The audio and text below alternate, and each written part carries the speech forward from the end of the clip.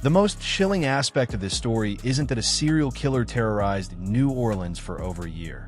It's that he wrote a letter to the newspaper claiming to be a demon from hell and promised to spare anyone playing jazz music, causing an entire city to erupt in music for one terrifying night. Viewer discretion is advised.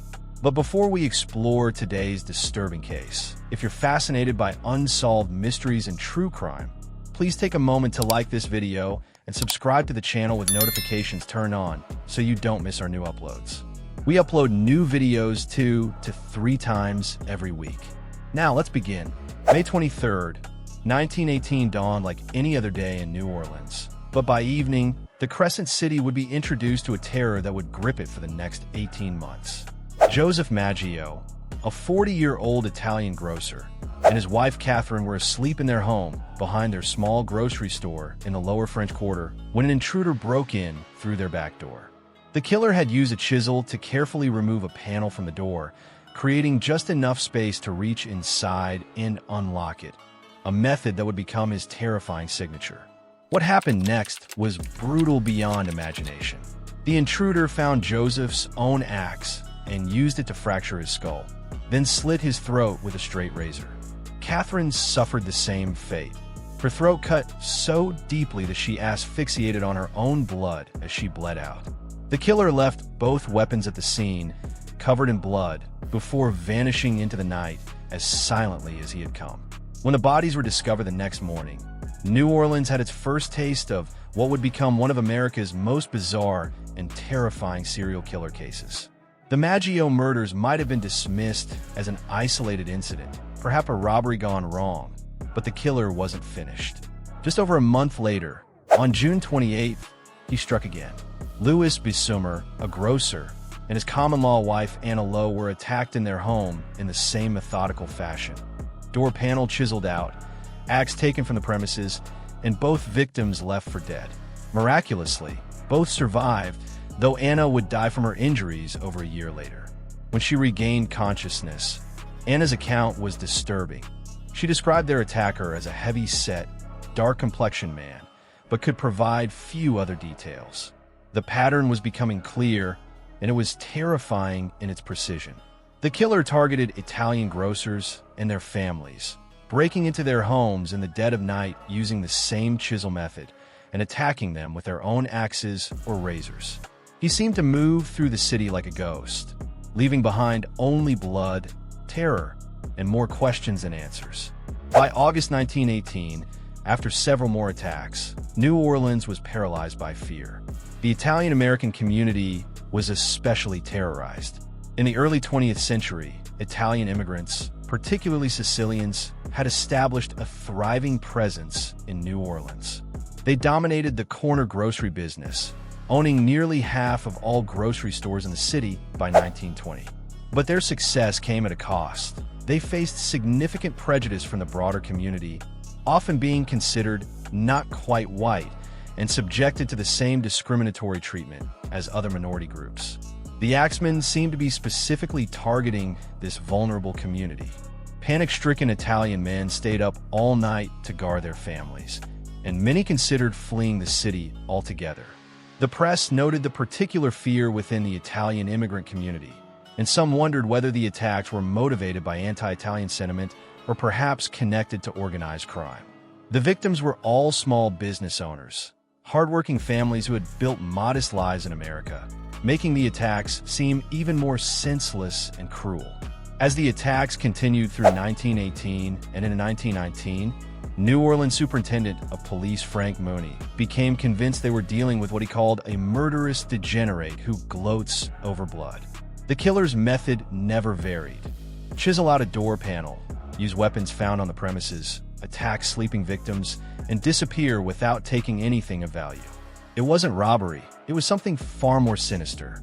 Then, on March 13th, 1919, something unprecedented happened that would transform the case from a local terror into a national sensation. The New Orleans Times-Picayune received a letter that would become one of the most famous pieces of correspondence in American criminal history. The letter, signed simply the Axeman, was published in a newspaper 3 days later, and its contents were unlike anything law enforcement had ever encountered. The letter began with a chilling declaration. "They have never caught me, and they never will. They have never seen me, for I am invisible, even as the ether that surrounds your earth. I am not a human being, but a spirit and a fell demon from the hottest hell." The writer claimed to be an ancient entity that had existed since the beginning of time, taking various forms throughout history. But what made the letter truly extraordinary was what came next. The Axeman announced that he would kill again on Tuesday night, March 19th, St. Joseph's Day, at exactly 12:15 a.m. However, he offered the terrified citizens of New Orleans a way to save themselves.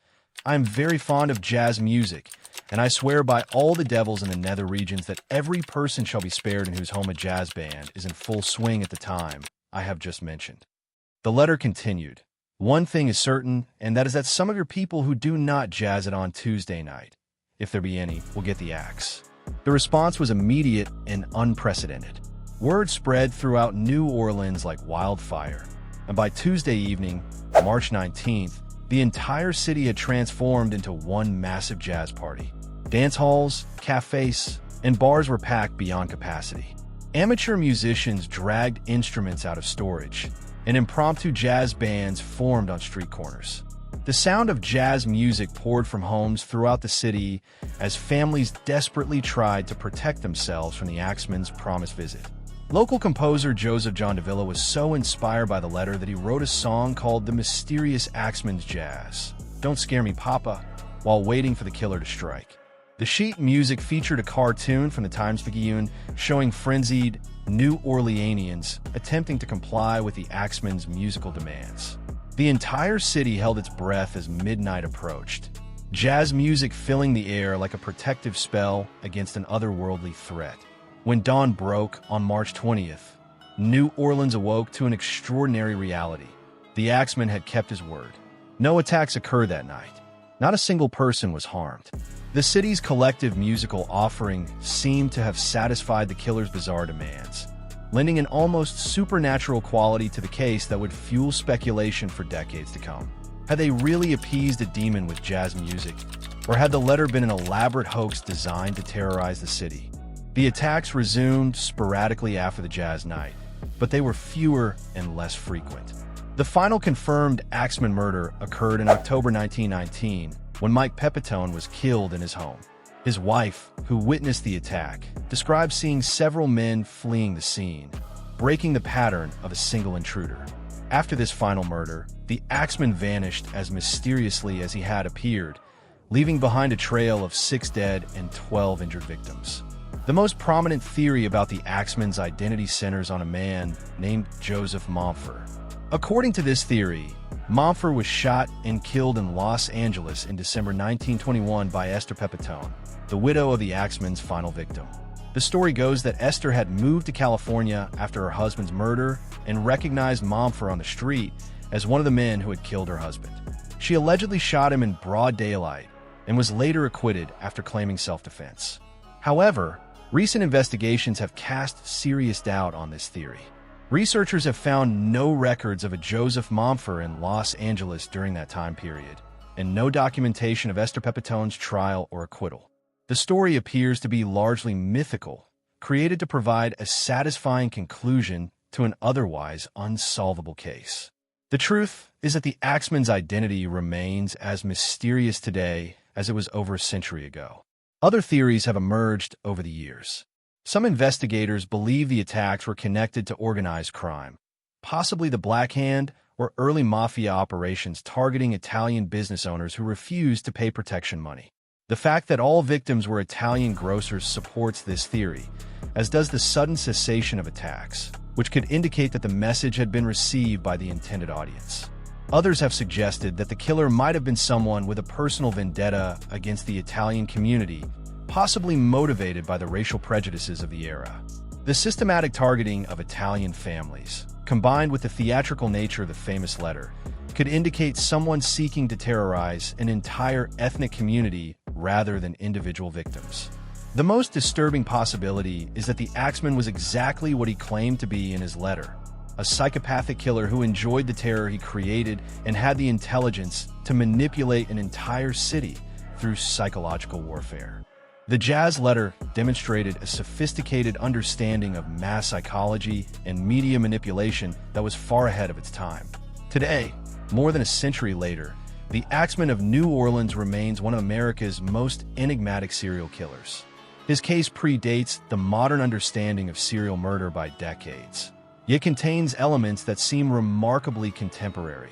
The media manipulation, the psychological terrorism, and the ability to hold an entire city hostage through fear. The image of New Orleans erupting in jazz music on that March night in 1919 has become legendary, a moment when an entire city came together in the face of an incomprehensible threat. Whether the Axeman was a demon from hell, a calculating psychopath, or something else entirely, his legacy lives on in the music that saved a city for one night and in the enduring mystery of his true identity. The Axeman story reminds us that some mysteries resist solution not because the evidence is lacking, but because the truth may be stranger and more terrifying than any explanation we can imagine.